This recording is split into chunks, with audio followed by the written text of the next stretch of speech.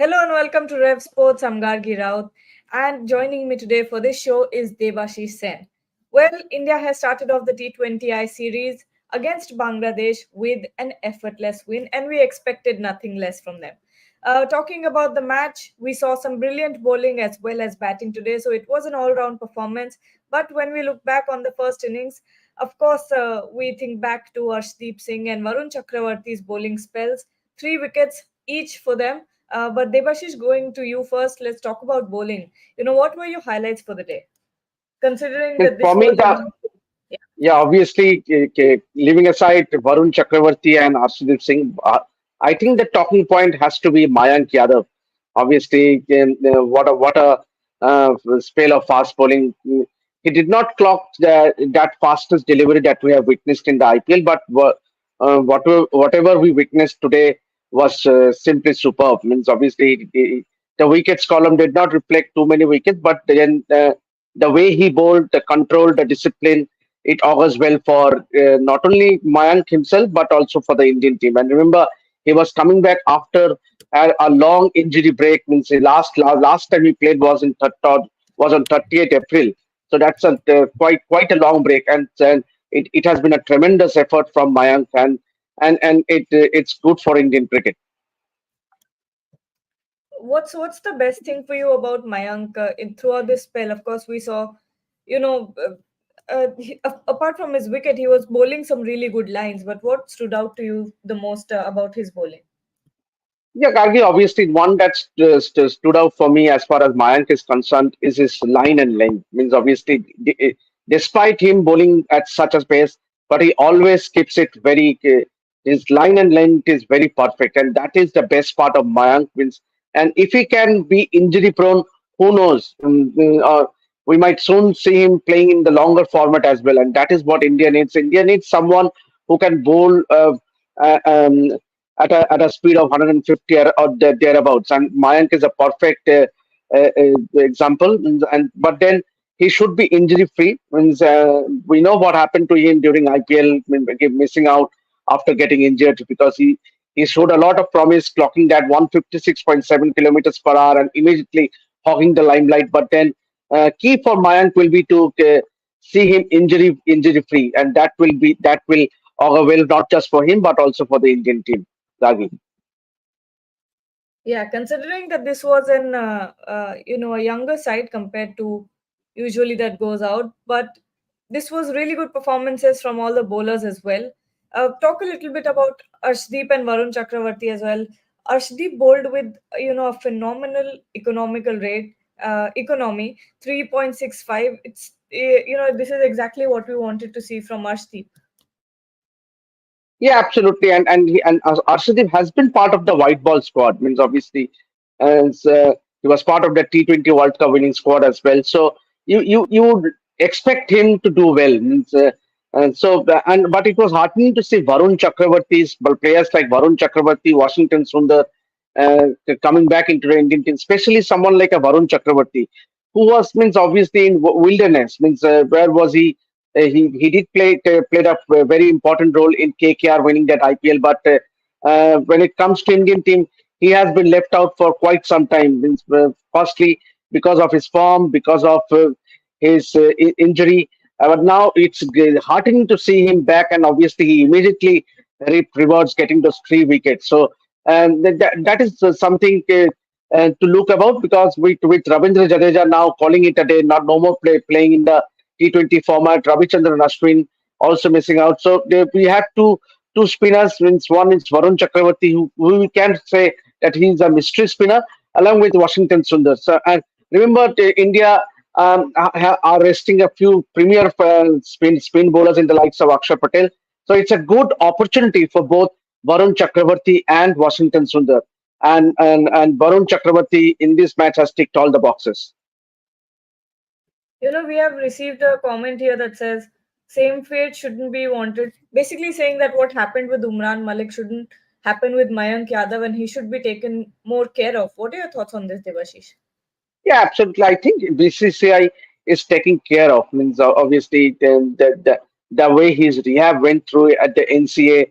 So I think he needs to be preserved with a cotton wool, because you have someone who can bowl you at that express pace of 150s and thereabout. We saw what happened with Mayank, what happened with Umran Malik.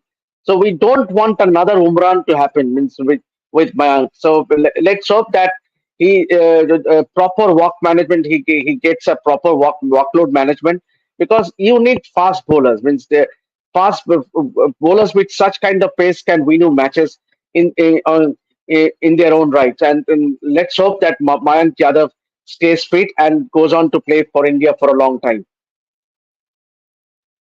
Absolutely. We all want, a long life and a long career for all our fast bowlers, especially the express bowlers who, can step in for India as X factors. But moving on to, batting now, Sanju Samson opened the innings with Abhishek Sharma, and we saw some really good intent from Abhishek Sharma there, batting with a strike rate of 228, even though, he did not last for very long. He only played 7 balls. But is this the kind of intent that you want to see from younger players?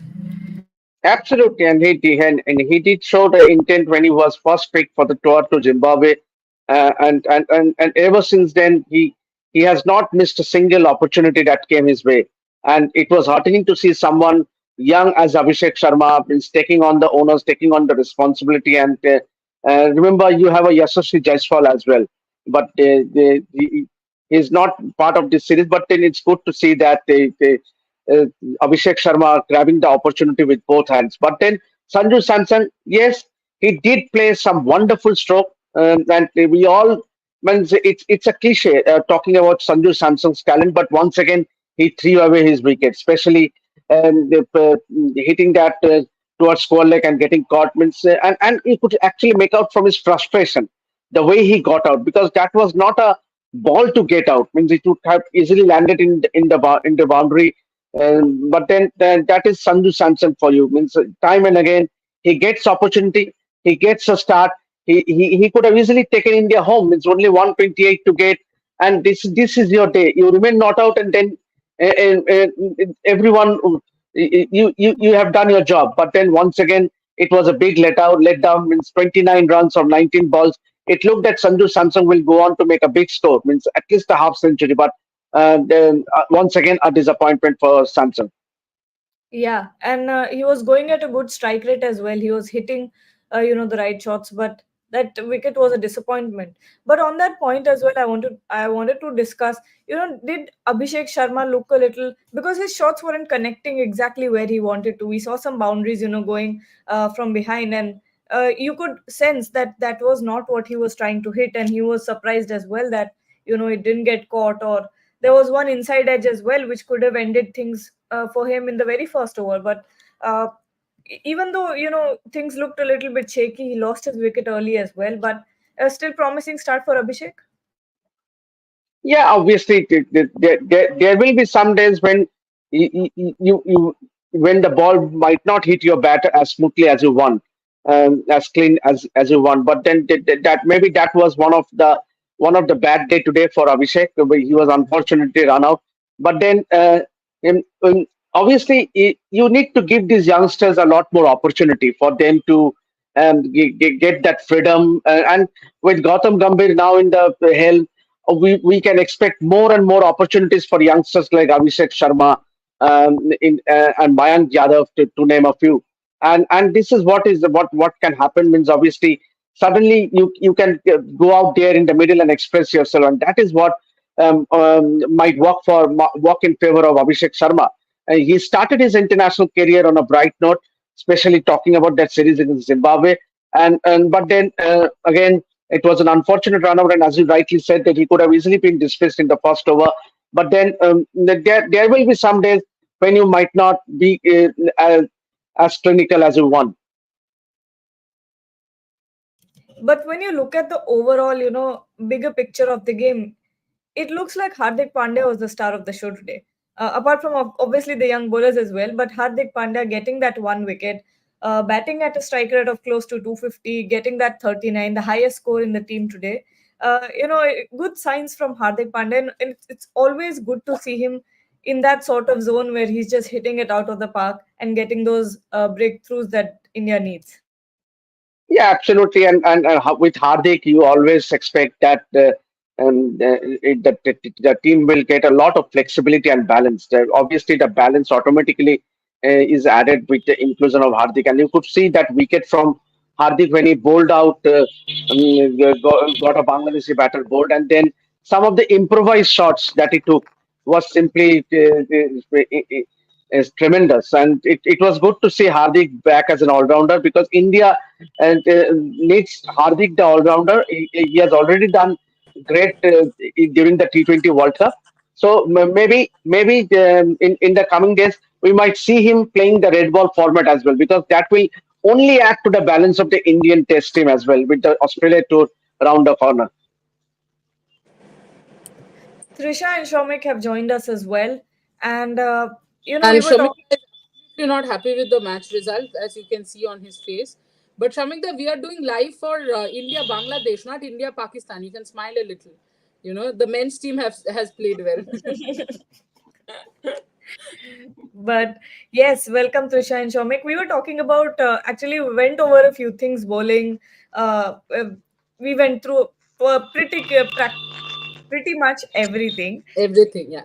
Yeah, pretty much everything. But now we were just now talking about Hardik Pandya because when you look at the bigger picture of the match, getting that one wicket, batting at 243 strike rate, 39 runs, he's showing the signs of the Hardik Pandya, the star that we all love. Sure. I mean, Shamika, take it. See, Comment on that, please. okay, yeah. So basically, Gargi, see, I don't read too much into what Hardik has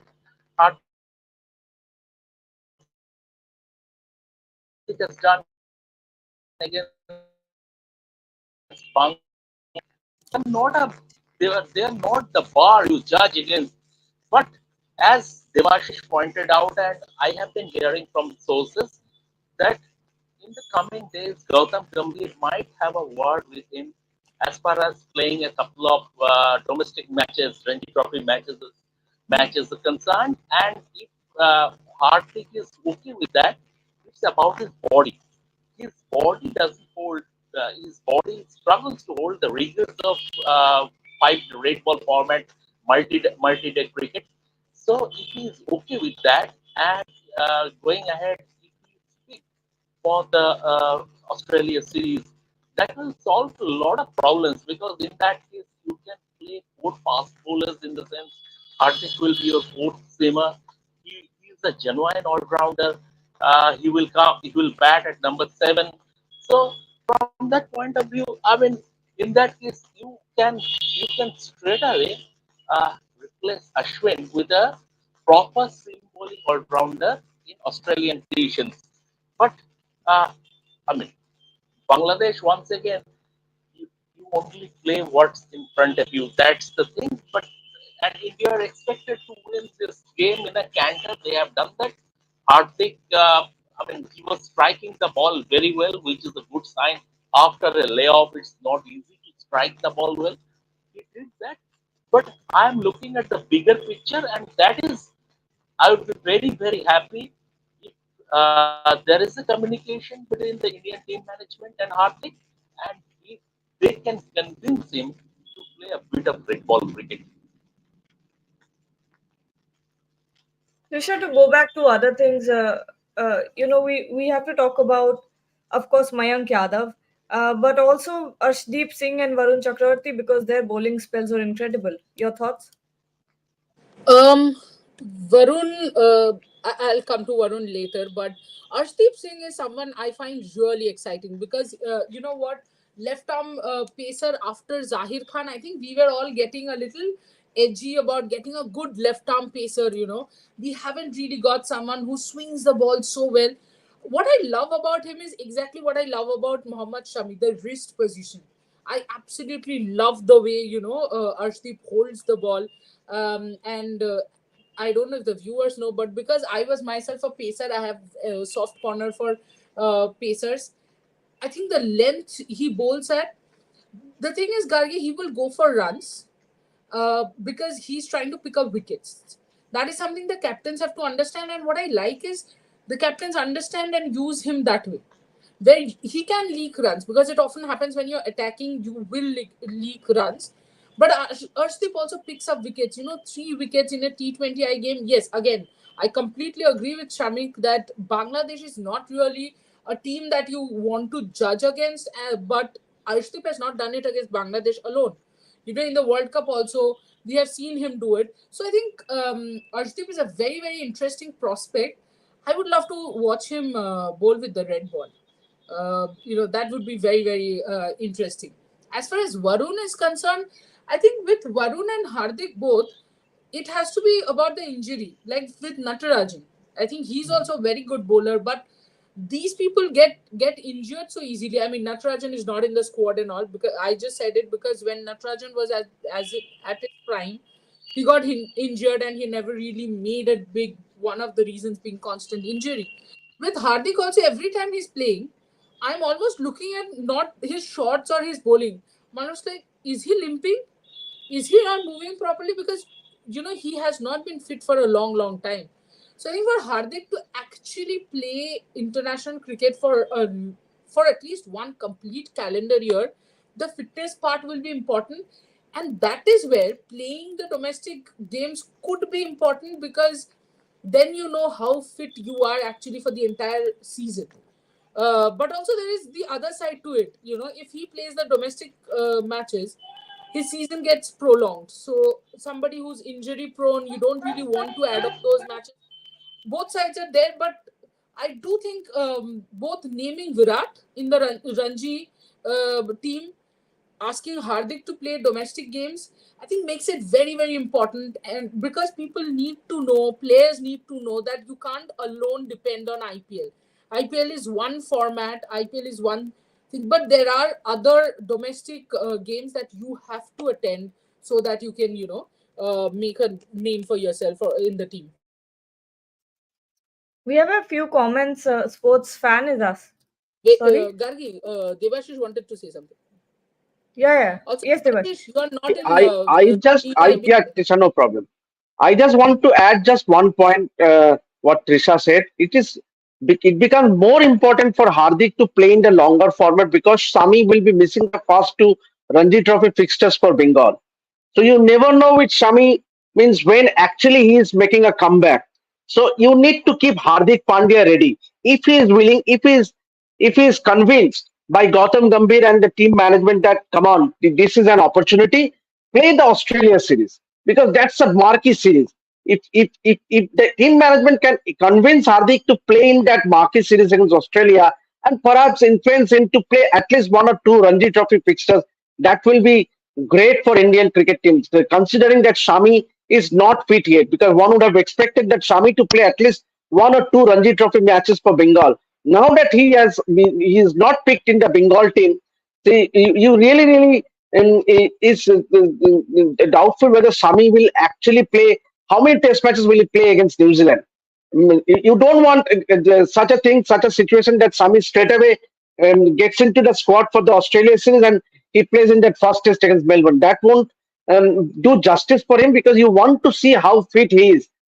So that's the point I was trying to make. Yeah. And we have a couple of comments that I'd like to take. Sports fan is asking, guys, how was Nitish Reddy's debut?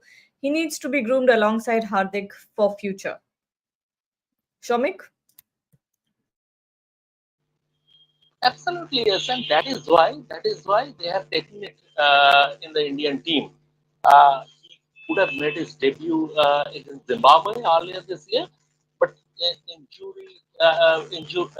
basically he had sports hernia, and that played spoil sport. Um, See, you need to have a because you never know how hard his body will react. I mean, he's basically someone who walks wounded. We saw it in the last year's 50 over World Cup also. I mean, you never when Hardik is fully fit, he is a world class all rounder in white ball cricket. But you need to have your backup line ready and Nitish ready. You don't have any other option apart from Nitish Reddy at the moment. So Nitish Reddy is the best you can have after Hardik, and obviously that's why he has been drafted into the Indian team. And now that he is in the Indian team, his grooming process starts. And going ahead, let's see how how things pan out. And Gargi, I would like to add one more thing about Varun Chakravarti. I'm not, I'm not going to a spoiler here, and nothing. I have nothing against Varun. I know him well. I know his father also. I saw his India debut at the 2021 T20 World Cup in Dubai. I was covering the World Cup, and he went there with a reputation of a mystery spinner in the IPL. And then the very first game, Babar Azam and Rizwan, they unlocked the mystery by using their feet. I have a bit of a reservation with today he bowled very well, but once again Bangladesh cannot be the marker. The Indian team will have to think about Varun in terms of Varun when he plays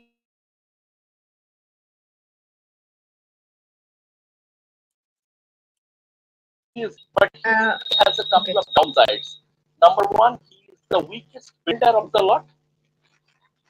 He is the weakest fielder of the lot, and he doesn't bat. He doesn't bat at all.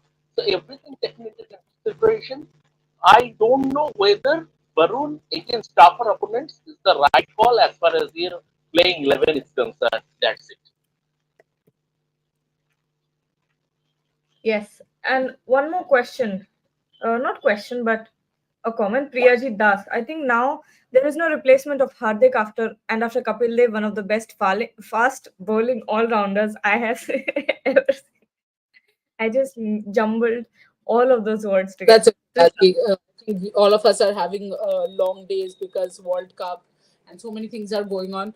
Um, Devashish, do you agree with this? After Kapil Dev, Hardik is the best all rounder you have seen. Fast bowling all rounder. See, there was never a doubt about Hardik Pandya's potentiality, but the problem with him is he is very injury prone. Every now and then every now and then you will see that Hardik Pandya falling down means obviously breaking down with injuries. So that is that one major area of concern. That is the reason he has opted out from playing the longer format. He want to give more time to white ball format. So obviously it would have been brilliant if Hardik plays the longer format because that would have added more balance to the side. With him being a fast bowling all rounder, but then the problem is that he is too much injury prone. So that is the one concern. So I on that reason, Kapil Dev has not missed a single game because of injury. Trisha. So, therein lies the What I was answer. thinking. Kapil Dev has never missed an international cricket because of injury. And you have a Hardik Pandya who has to opt out from one format, the longer format, which is the premier version. The premier format is Test cricket, and he has opted out from Test cricket. So to him being leveled at the same position as Kapil Dev, I would still keep Kapil Dev ahead, not only for the service, but the great all rounder he has been. Hardik Pandya, yes, definitely he is a match winner in his own right, but he has to play all formats to be regarded in the same bracket as Kapil Dev. Gargi, if I can put it this way, so if Kapil Dev is at number one and Debashish and you, I think, will agree with me, then Hardik is at four. He's not even at 2, 3. If Kapil Dev is one, then Hardik would be four. So I kind of agree that he's the second best, but it's not because Hardik alone is the second best. It's because we don't have options enough. Because Hardik has given we don't have a proper pace bowling all rounder in red ball cricket, and there is WTC Championship nowadays. Every single test match is important. So I understand what Debashish is saying, and I actually agree with him completely. Until and unless you play all three formats, to actually give you that pedestal would be a little difficult.